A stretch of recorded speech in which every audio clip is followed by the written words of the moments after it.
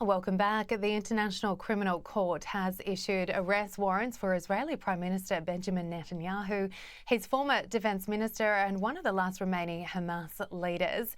Foreign Minister Penny Wong has responded, saying Australia respects the independence of the ICC and its important role in upholding international law, while the US President Joe Biden has said whatever ICC might imply, there is no equivalence, none, between Israel and Hamas. And for more on this, I'm joined live now by Jonathan Conricus, former IDF spokesperson and senior fellow Foundation for Defence of Democracies. Jonathan, appreciate your time this morning. Obviously huge news. How has the ICC's decision and response from the international community been received in Israel? Good morning. Thank you for having me. It's been received with a tremendous amount of sadness, I would say outrage. People cannot believe that the ICC has made such a decision to actually continue and file arrest warrants for the democratically elected leader of a country that is fighting a war to defend itself against jihadi extremist terrorists. For many Israelis, myself including, I'm saddened by it, and I see it as an absurd and very regrettable decision, a decision that I think eventually erodes the trust in a very important international institution, the ICC, and I fear it will have just the opposite consequences of the perhaps what they thought that they would be able to achieve. But I think it would have the opposite consequences. Many people in Israel for many months now have been saying, why should we be holding back? Why should we not go all out in our battle against these brutal terrorists? And the answer has been because we want to make sure that we don't cross the line of international lawfare. But then despite all of Israel's efforts, despite the millions of tons of humanitarian aid that Israel has provided to Gaza, despite the food, the fuel, the water, the medicine, and everything that has been coming in through Israel to Gaza, completely undermining this whole narrative of, as the ICC says, of a strategy of starvation, which I think is so unfounded and very easy to refute when you look at the numbers of the sheer volume of aid that's been coming in. But then when you see the situation, so many people in Israel will now be saying, well, if this is a result of us holding back and not going all out, and our prime minister gets indicted at the ICC, then what's the point if we're going to be called out anyhow and these allegations are going to be made against Israel? So I think a terrible, biased political decision by the ICC that will not have good consequences for the future, not for Israelis and not for Gazans. Yeah.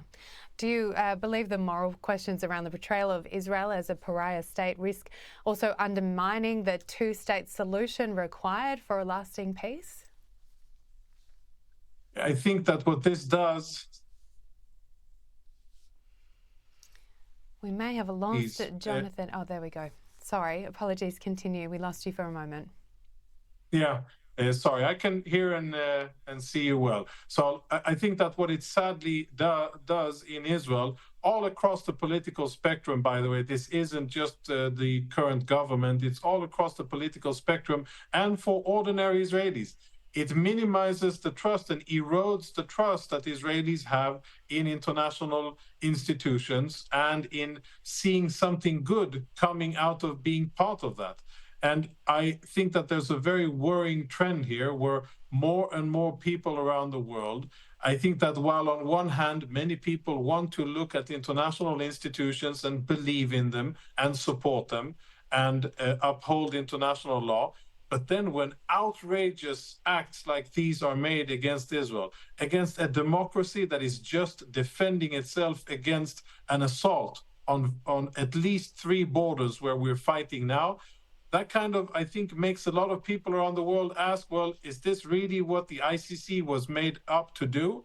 I mean, they're not prosecuting an oppressive regime in China. They're not prosecuting a mass murderer in Syria, Bashar al-Assad, who executed and butchered about 500,000 Syrians a few years ago. And they're not prosecuting so many other crimes, but the leader of a democracy defending itself, they are now under ICC warrants. Sadly, what that does, I think it distances people that are the sane, the good-intentioned people who want to find peace, who want to end the conflict and to live in coexistence, and it strengthens the extremes on both sides. You could see that Hamas were very happy with this decision, and they were one of the first to applaud the ICC statement. And so were many other terror organizations around the world.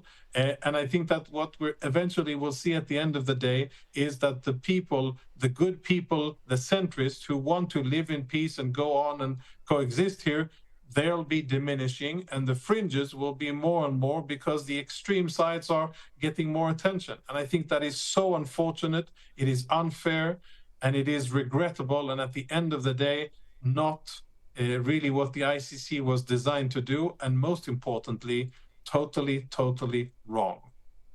Now, the Israeli government has also expressed outrage at Australia's decision to deny a visa to Israel's former Justice Minister Ayelet Shaked. Australia and Israel have always had a very warm relationship, but will this decision have a negative impact on Australia-Israel relations? Yeah, that was a decision that me, myself, and I think many other Israelis were really puzzled by. And as you say, Israel and Australia have a very good relationship. We've been fighting terrorism together. Israeli intelligence has been used in order to save lots of Australian lives. I think that Ayelet Shaked, she was minister in the government that actually passed on information to Australian authorities preventing an ISIS attack on an airplane a few years ago. She may have been minister right after or just during that time, which is very ironic. And I think that it is very regrettable. I don't know of many precedents of a former minister being barred from entering a friendly country. And I think it is worrying. I think it's a wrong decision. And I hope that the diplomacy behind the scenes, the direct diplomacy between the two capitals will do its work, and this will be overcome. Because at the end of the day, Israel needs its allies. Israel needs democracies around the world to support it. And I actually think that democracies and the West need Israel, because Israel is at the forefront of fighting against extremism, against very dangerous forces in the world. We are doing it to defend ourselves, but we are also helping others while we are fighting. And to get the cold shoulder isn't really a very useful thing. And I hope that isn't really Australian policy, but that it was some kind of an off decision that will be adjusted. And I have great hopes for the future of the Australian and Israeli relationship. Jonathan Conricus, appreciate your time as always this morning. Thank you. Thank you. Good morning.